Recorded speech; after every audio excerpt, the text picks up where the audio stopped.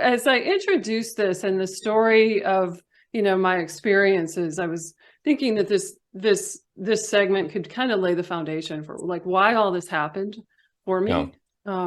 And part of that is the soul mission. So what did I, come into experience? I probably talked about that on other videos. Maybe people are getting tired of me talking about that, but it's so much of it is really laying the framework of why so many different black ops got a hold of me and why I ended up, in Montauk and in Dulce and in the 20 and back and so on and so forth. Why was all that going on, right?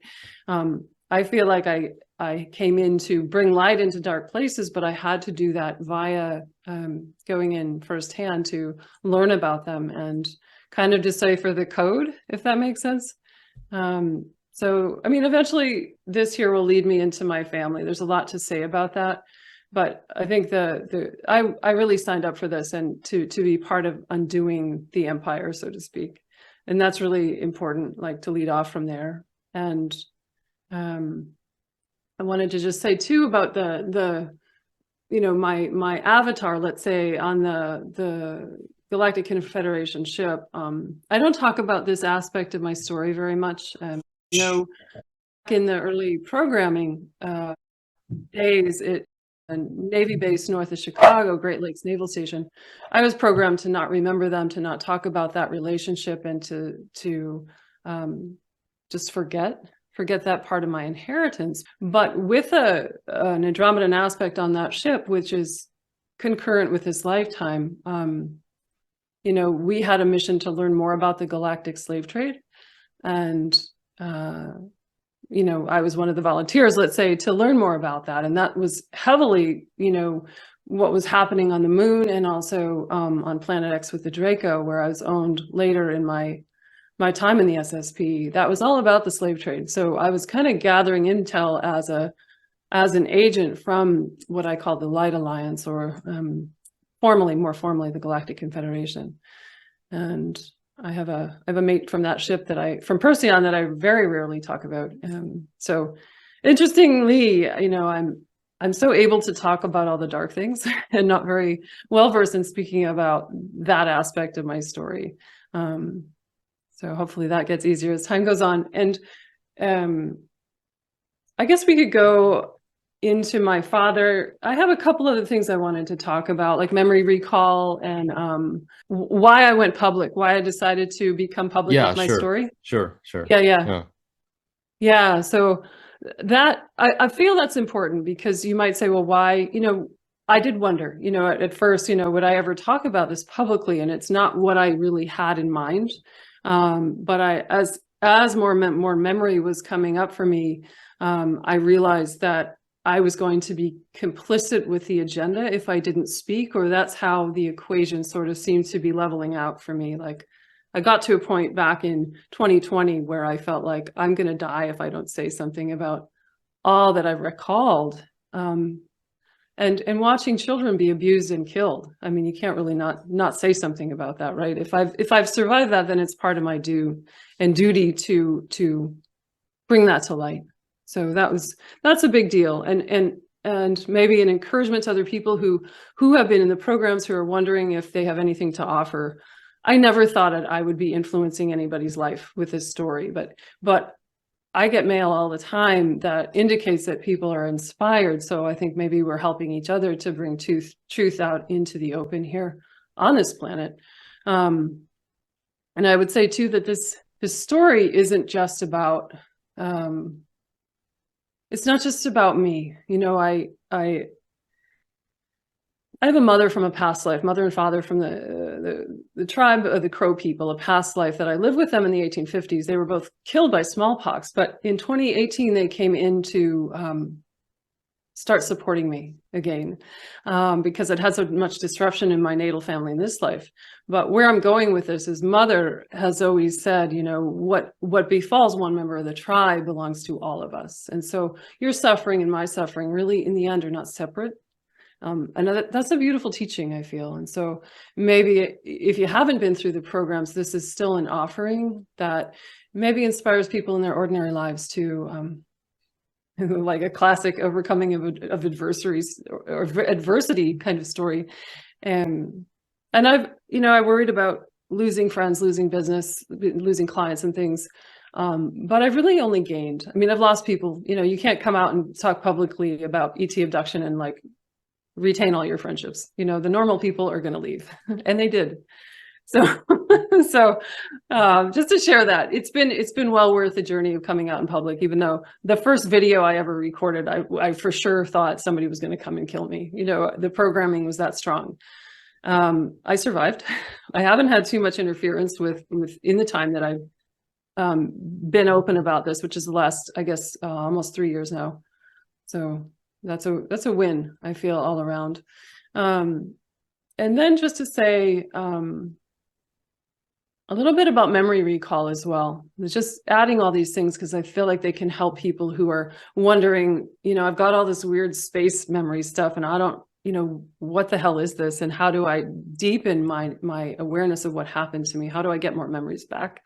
So for me, there's a few pieces to that story. And the main one was I don't recommend this, but I had a very bad head injury in 2012. I was hit by a car I was out on a training ride on my road bike and northern New Mexico, not too far from the Dulce base, in fact, which is really ironic, more than ironic, highly synchronistic.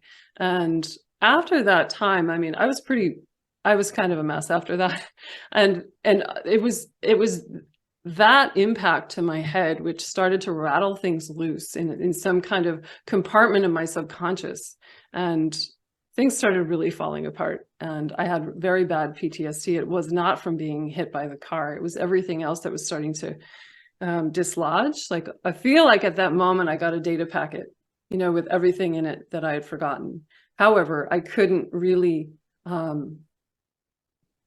unwind or decode the data packet for a number of years. But there's where it began. And two, my life became such a mess and so unmanageable that I started a spiritual path of meditation, which stands true to this day. I have a morning and evening meditation practice. And it's during those times of stillness that, if you've been in deep meditation, just working with your breath and noticing what's going on within you and abiding in that space, boy, the subconscious really begins to divulge its contents.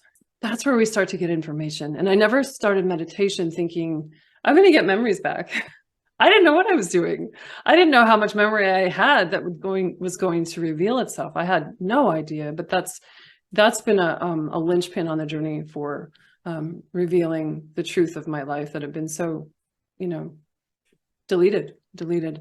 And I had tried, people sometimes ask me about, have I done like hypnotic regression? And I've not had a good time with that. I tried to do that. I'm not saying it doesn't work, but for me, because I had hypnosis used on me in the past in ways that were very dark, as a programming method, it's like I subconsciously, again, I'm holding on, even though I'm not wanting to consciously, but I won't submit very well to that. So,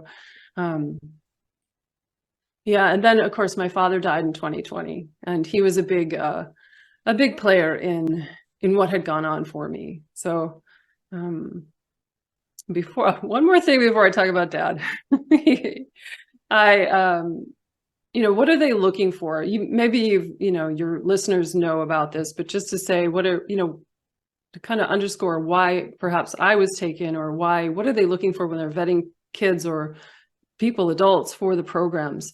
They want people with psi ability, and they want people from it can be certain bloodlines, and kids who dissociate easily. Kids who are coming from a traumatized background are like icing on a cake for the dark controllers. Absolutely, 100%. And two, if you, of course, psi ability and starseed kind of go hand in hand. We come with higher genetics and, a kind of mission, and they want us. That's probably pretty well known in your audience, but also if you have a parent that happened to work in the military industrial complex or the deep state, of course, that's going to be, that becomes a hot ticket item, and for me, that was absolutely the case. So let's jump into my dad. sometimes I don't know where to begin with him. He was a mystery man, you know, throughout my life. He was absolutely a, you know, who was that masked man? He was an aeronautical engineer. He worked with the Army before I was born. He had just a secret clearance in the Army. And after he got out of the Army, he was vetted by a company called Lockheed Martin. And that's one of the biggest military contractors in the world. It's all defense contractors. And, you know, they've had some stake in Mars, you know. But he began to work in the area of top secret when I was about 4. And I have the documentation that backs that up with all his clearance applications. But he worked in cryptography and steganography and satellite communications, radar. I have some evidence that he was working with psychotronic technology. He was in research and development, right? And they would give him a budget and he, you know, go create this, and he would. He said on his deathbed, he said, you know, they got a lot of patents out of me. He was unschooled, like a self-made person. I followed in his footsteps. They trained him. They trained him to be all they needed him to be. And he was very much heavily handled by the deep state, I would say. So there's a lot. He died in 2020. I mentioned that. And during the year and a half leading up to his death, I was starting to get a lot of memory back. And it's because he was responsible through his work, you know, they got to me. So much of the space stuff started coming up in overwhelming ways that I didn't think I could quite handle when he was about to die in March of 2020. That was an extraordinary time for me, but it's borne out, you know, it's shown itself to be true that when somebody who was pivotal in all of this for me comes into passing, you know, transiting from this earthly body, I get a lot of memory back. And so it was with his journey out. He was you know, I would call him a Zeta starseed originally from Zeta Reticuli. And he was heavily involved with the Orion Greys. There's a long story with that, but not, you know, necessarily good way. When I say he was handled, he was also being handled by the Orion group. So all the more reason that they got their hands on me. Back in 2020, I had a vision and meditation that came up several days running of, I really didn't want to see this. It was my father, guys from the Navy, guys in suits, and 2 Greys sitting in a conference room. And they're pushing papers at my dad and saying, this is, you know, this is for the betterment of humanity. And he's signing off on me. And I don't know if my brother as well. My brother was also in the programs. When that came through, it explained a lot of things. I mean, when it first came through, I just shut my eyes and my ears and kind of like, I wanted to, I did what no good channel should ever do, you know, like I wanted to shut down what I was seeing. I really didn't want to know about that. I felt so betrayed. But it explained again why, you know, why was I taken to Montauk and Dulce and into, you know, the child pornography industry with the deep state? Why did all that happen to me? How was that even possible or feasible?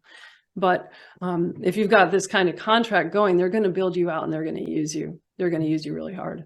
So I've been in contact with my father since he's passed on, and there's a lot of shift that's gone on for him as he's left the body and moving back into you know, an original seed source of wisdom and light back in Zeta Reticuli. I mean, I can discern that, which is a, you know, a really beautiful, I would say a beautiful segue, let's say a segue into something totally different than what he lived out through this reality. There's a lot to his story. I mean, do you have any questions about what I've offered so far, Alex? What do you remember him doing? You said that you were taken to rituals and places. Was he also present there, or he was No, separate? my father. So we'll get into that with my mom.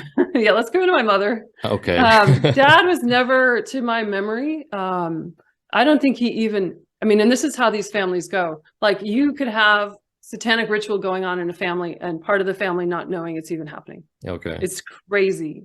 So yeah, let's talk about my mom. Her side of the family was German through and through and through, German, completely German on both sides. And her father was a reverend. I would call him a black magician. He had churches, Christian churches as a front, but he was working in the black arts. And there was rituals that I was taken to through my mother's father and my mother's brother, they're black. I mean, they're dark, they're satanic. And I will get more memory back. A lot of the memory I have is quite fragmented of those times because it is it's so dark. I mean, it's hard when it's your own family. It's one thing to talk about the programs and handlers and so on that are not part of your earliest beginning per se. But when it's in your own family, it's a whole nother, that's next level, right? With my mother and all of that, her father was a black magician. Well, her father's father was a cemetery caretaker. What are they doing? Her brother had this is when he was grown, he kind of inherited the family deviance. He had a, old timey ancient cemetery on his private property in New Hampshire. I grew up in Nashua, New Hampshire, and the defense industry is hot, and it still is, 40 years, 50 years later. Their biggest gig in town is the defense industry.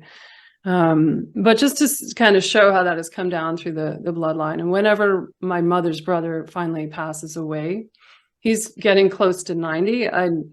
I'm kind of bracing for a flood of memory there. And I think now after some years with that, knowing that that's the reality of my life, and I've had memories from that my whole entire lifetime, but I've really stuffed them away. But what I'm getting at in a roundabout way here is that I think I'm resourced to handle it now, where I might not have been 5 or 10 years ago, the full onslaught of what really went down there. And her brother he's a neo-Nazi. He's got a basement full of Nazi stuff and Nazi, swastikas all over the place. And, that was normalized when we would go for Easter or Christmas or whatever holiday to their house. It was like, this is a normal thing. And I'm just shocked by that now when I look back at that. Like, how could that have been overlooked? They immigrated from Germany originally? Not my mother, but the family. Oh, the whole family. No, it's just traced back. They've done a really in-depth genealogy, which I've seen, going back into the 1700s, early 1700s there. So it's all traced. I personally don't have much interest in it, but no, my mother didn't come from Germany, but her ancestors did. Okay. On both sides. It's like these unbroken German bloodlines. So, and let me say the darkest part of that is that there's an inheritance of dark reptilian, I would say DNA through that. Okay. Which is a little shocking to talk about, but in the course of my journey with this, and kind of making peace with this and healing from this, unbeknownst to me and unplanned by me, I was able to change the DNA with that. And it kind of has, I want to say, I don't know how else to say it, but it's backfed through the lineage behind me into the past and helped heal that. And it's become this beautiful white Lyran dragon energy, Draco dragon energy, this reptilian energy coming up through me that was heavily harnessed by the programs. I didn't understand it, but I paused to let it occur because I knew psychically that something needed to happen and I needed to not shut it out. And boy, I'm glad I didn't shut it out because it changed my life. And it changed the lineage. It changed what happened in the past, and it will change what happens in the future. So I didn't know that was a thing, like you can change your DNA. Like I had to look online. Like, is that a real thing? It's totally a real thing. Yeah, I think the light family that I inherited through that is magnificent. Like this very luminous pastel colors that come with that, and this loving embrace that is actually transplanted or how do we say? I don't know the right word. It's displaced that other darker energy. Go ahead. I feel I interrupted you. Do you think that they had this reptilian element because they made a pact way back with an entity or a group of entities, and then they had this genetic modification, or maybe etheric genetic modification, probably? It feels like, well, so boy, that's this is a rich topic. With my Let me see if I can stay on track with that. It definitely, it feels like it became genetic, and it's through, like you said, dark entity. When they're doing rituals, there's dark entities feeding all around, and they're kind of working with central figures that tell them what to do. And they become almost like, those entities become in bondage with the lineage, or the lineage becomes in bondage or in servitude to those entities over the generations, and it seems like it just gets stronger and stronger. And you think they brought this over from Germany from that time, hundreds of years ago? yes. Okay, so and they passed it down through generations. Yes. Yeah. Okay. Yeah. Did your grandfather try to pass it down to someone also? Yeah, my mother's brother, Okay. his son. Wow. But I feel like he was the last in the line, as far as I know. Like, I'm still kind of trying to figure out what was the what caused the cessation. I don't know about his son, my cousin. There's some fishy stuff there that I don't know about, and I think I haven't wanted to know about it because that's too close to home, like, to be quite honest. Can you tell, like, from your point of view, from your experience, what are the rituals for, and what are the people getting from it? Like the people who are doing the ritual, and what do you think what do you think the entities get from it? Oh, the entities are feeding. They're feeding on, these days we'd call it loosh. It's dark energy, and there's so much power transmission. So if we talk about the alchemy of sacred geometry and the alchemy of working through the quantum field with higher beings, that can be, we usually associate that with light work, but it can be inverted and used to align with dark energies that are equally as powerful. However, it's all in service to self. So there's a lot of high level stuff going on there, and it's just used in what I would call the wrong direction. And it's feeding on death and destruction rather than light and rebirth, right? Did they get any kind of perks in the real world, like power stuff? It's all energetic. You wouldn't look at this guy and think, in my grandfather's case, I think so, but he was a reverend, but as far as his son and his grandson, I don't think so. It's all about energetic, and it's all like people begin to operate in a kind of altered state. Like we talk about dissociative states, like they're not really home.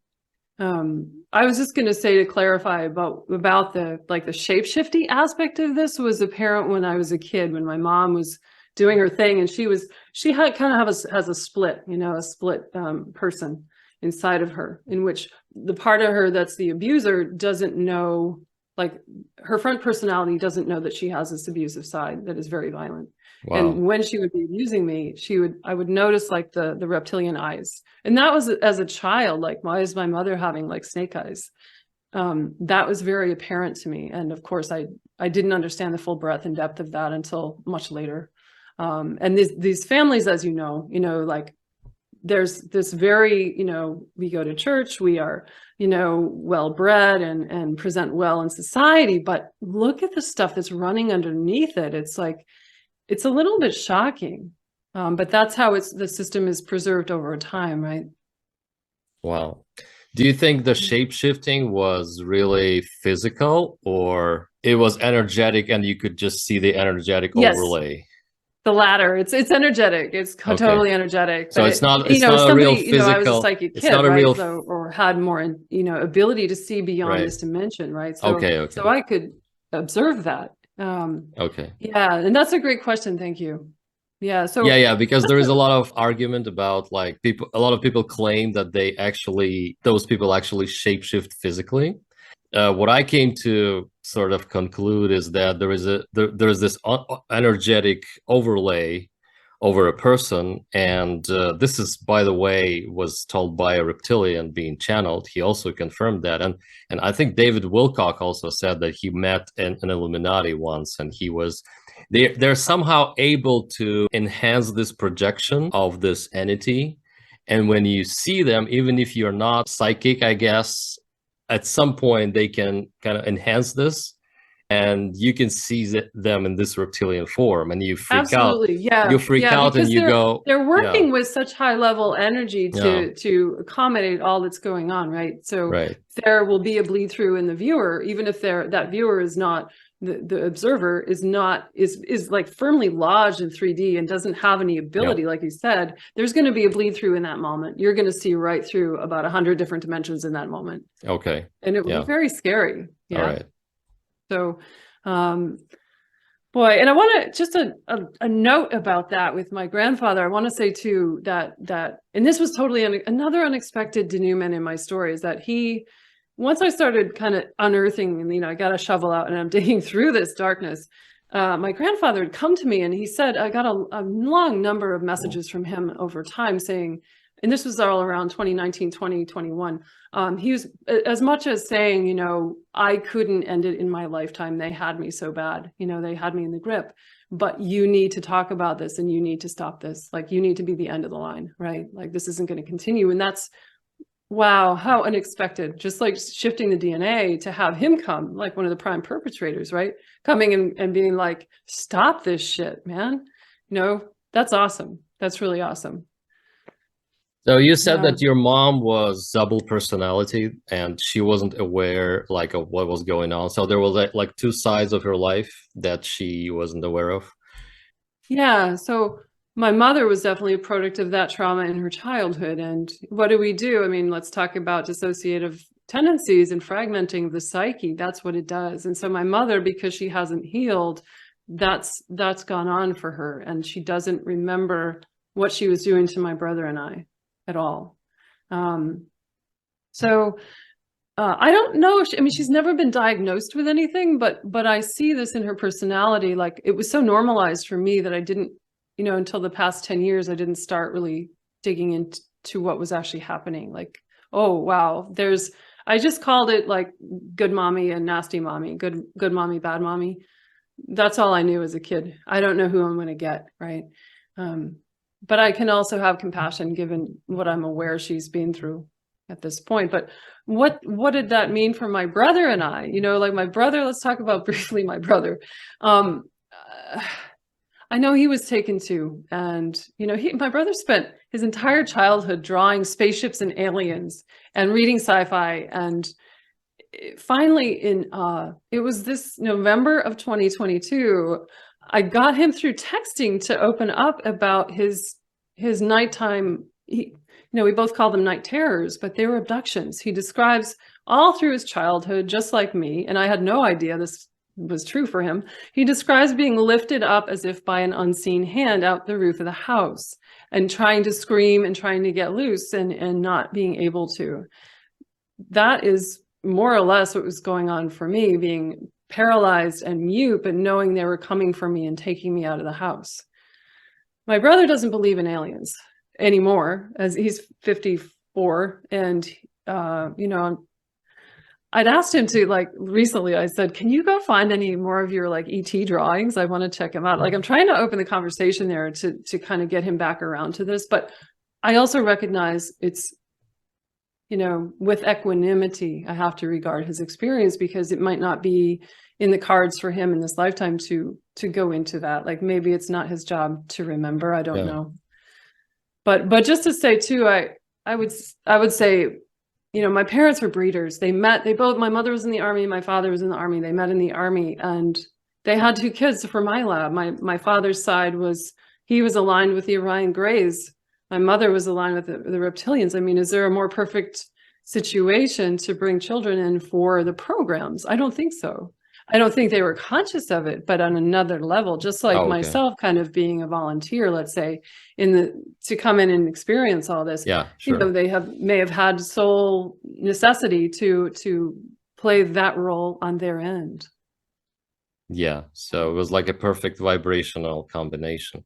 I think so. Yeah, question. Do you think the people, you used to say a lot that they were like preparing you for the space programs. Did people that did the rituals, did they know about space stuff, or they just were working with interdimensional entities and that's all? No, I don't think at all. Let me let me go into that. So it would be important for, you know, like I said, they want kids who are fragmented and can easily dissociate already. Like, bam, I got you covered. You know, what do you do when that's going on and you're a little girl or a little boy? You're going to leave the scene. You can't leave it physically, but you're going to leave psychologically, and that's splitting off from self, right? Mm-hmm. So they look for that. So if you've come from a family where this is going on, too, you're already going to be a kid who has no self-authority. You're going to give your power away at every turn. Like for me, all through this, I would just kind of dissociate, even in, you know, the programs in SSP as well. Like I wouldn't fight back. It didn't matter how horrific the abuse was. I wouldn't fight back. And that is so sad to me, but that's what I learned. Like to be safe and to survive, you just give in and go away internally, you know? So we could also, I suppose we could also talk briefly about my godfather. Yeah, let's just talk about him for a moment. I mean, it's kind of germane to the story because we got so many family players, right? Family actors inside of this. So Mr. E, I'll call him, was German. He came over in the 1950s after the war from Germany as a kid, but he was my father's best friend, and he was worked side by side with, you know, with my father in these black projects with Lockheed. And I was given to him as my godfather when I was born. And Mr. E was active in my life until I was 6 or 7. And it's a little shocking, but he was taking me to deep state child pornography events where I would be filmed in highly deviant sexual ways with men. And it's all a blackmail scheme. Like there's no better way to blackmail someone in the deep state, in the elite factions of all this, than by having them filmed having sex with a child. So those are memories too that are somewhat fragmented. They're very much there, but he also is in ill health in his latter years, Mr. E is, and I know that I'm also bracing for the tidal wave of more memory of that nature to come back to me as he's getting ready to die.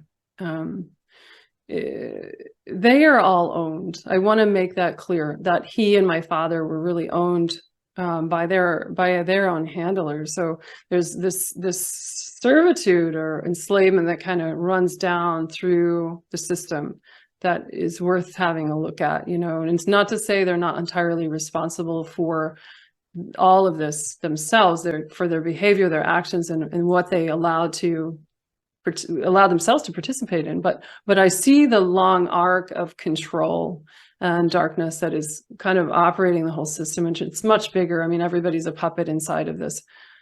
And you know, we could say, like, why talk about all of this darkness? How is this pertinent to anything? But I know I've said this before, that when we don't talk about it, it doesn't heal. It's a wound that festers for all of us, and there's no light brought into that. It just stays dark. But in the purpose of me talking about this, if anybody out there speaks English and has seen my Bringing Light to the Darkness series on my YouTube channel, we go in deep there. And in every instance of gathering, you know, talking about this degraded information in my life and these experiences, we're always bringing light into those places, and they become more and more healed. They become more and more free, and they have led me into sovereignty. And I think too, from the messages I get from clients and viewers, that it's leading other people into a place of empowerment as well. So I kind of stand by my belief that it's more important to talk about it than leave it in a dank, you know, bunker of the collective psyche. Do you want to talk about Cover the Gray, the Orion Gray stuff? Yeah, let's talk about the Gray. So yeah, we'll get into the ETs a little bit here. So after all of that, my listeners aren't like on the floor trying to recover themselves yet. We have the Greys around in my childhood too, right? So the Greys, the Orion Greys, I mean, most people probably have heard of them. I don't need to probably go into much of that story, but they would appear when I was a kid, and sometimes with my father. They would just be standing by my bed. And the reason for that had to do with normalizing the situation so that I would begin to see them as family. So my father's there. I love my dad.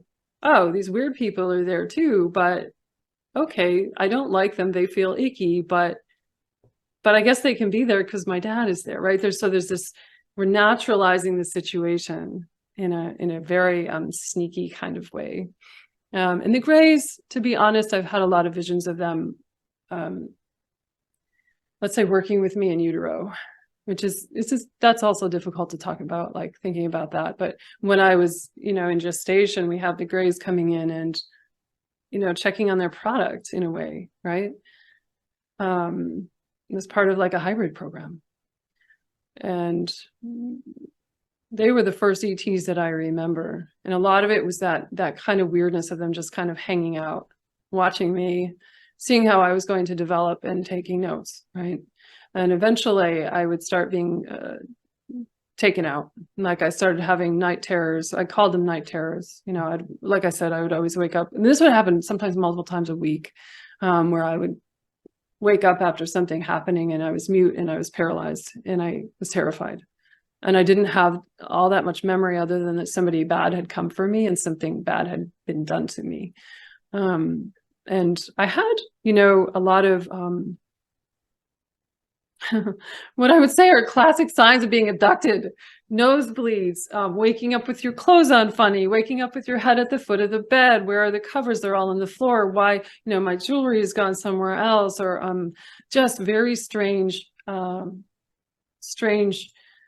things happening at night that now when I look back, I'm like, Jesus Christ, that's you've got abduction written all over you. I grew up, went into adulthood and didn't have any frame of reference for extraterrestrials, right? So because of that, like we're talking about, my brother now in his 50s doesn't believe in aliens, even though he spent his whole childhood drawing them.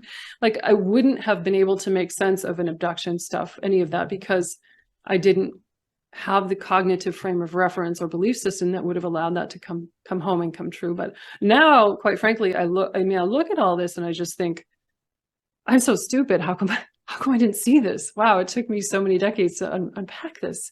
And at that time, this started when I was 3, 4, even earlier, with them just standing there, with the Greys just standing there. Like I had so much cognitive impairment and psychological disruption in my life. And we could say that's through all the other things that were also going on. But it's also through the abductions beginning at age 4 and then starting to be taken to the moon. And so that's for the next episode. But gosh, I just really have so much compassion for people who have fragments of this kind of stuff in their past that they're trying to unpack. And if they feel like, wow, I'm not really making any headway and this is really hard and I don't understand it, like, I get that. There's so many people who come to see me as clients who have little pieces and parts, and it's a long journey. But I also say now that we're doing this together. Like, as you watch this video, like something is conveying to your subconscious mind that's going to help you. I hope that's my intention. And I've had, I have had help. The only reason, like I was institutionalized, frankly, I was 18, 19 when I first, had my first suicide attempt. I really wanted to die. And I went through some years like that and I was institutionalized because I could not be alone with myself. And it was really dark. Like I've had very, very dark periods in my life, and it's taken me a long time to become this woman. And I feel like, the Light Alliance, the Galactic Confederation, my family on the ship, that Syrian light ship, that polymorphous, beautiful light ship, has preserved, when I was being abducted and all this stuff was happening, they were preserving part of my soul so I wouldn't completely fall apart. And so I wouldn't be undone. I wouldn't be mentally dysfunctional for my whole life. And that I could come into this position later in life, the second half of my life, right? And I mentioned mother and father, my parents from that, lifetime with the Crow people, indigenous tribe here in the US, in North America. They've helped me so much to heal, and I love them so much. They're always with me. I feel them now. She's always on my left. He's always on my right. And they're some of my strongest guides, And I would say too, that me working through this story, like my earliest beginnings, we have not even come close to a 20 back. That comes when I'm, 1982, when I'm 9 years old. I was born in 1972. Gives you an idea of how old I am now. I couldn't do the client work that I do without having come through this, you know, tooth and nail, crawling, wailing, screaming, bleeding, you know, like really pulling myself through this has helped me help other people, because it's through the crucible of our own experience that we are made wise. Like, I had to be willing to go down into that well of suffering to learn compassion for myself and for other people.